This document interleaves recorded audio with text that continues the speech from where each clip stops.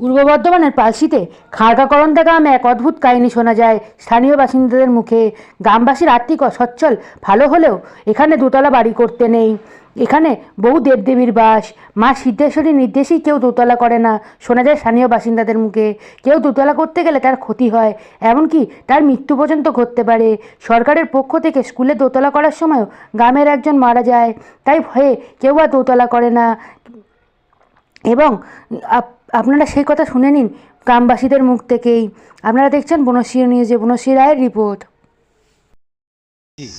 যেখানে কোনো দোতলা বাড়ি নেই, দোতলা বাড়ি নেই বললেও ভুল হবে, কোনো দোতলা বাড়ি করতে নেই।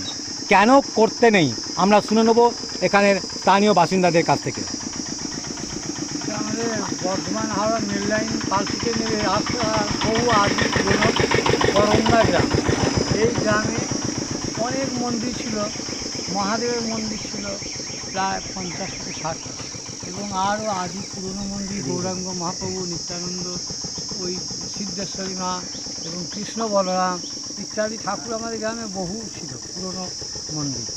এবং সেই মন্দির থাকাকালীন 50 সালে বান হওয়ার পর অনেক মন্দির কিছু ভেঙে যায়।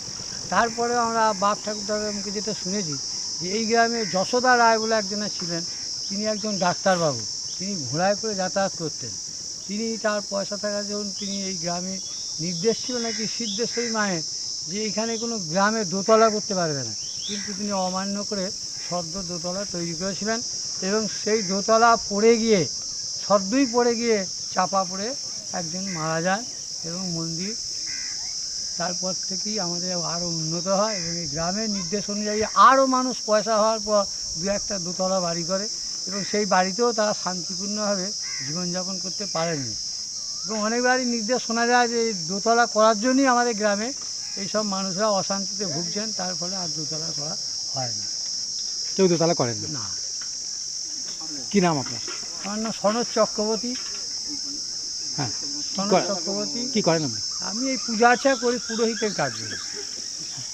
আগে থেকে একটা বিধি নিষেধ আছে, এটা আমাদের বাপ ঠাকুরদার আমল থেকে হয়।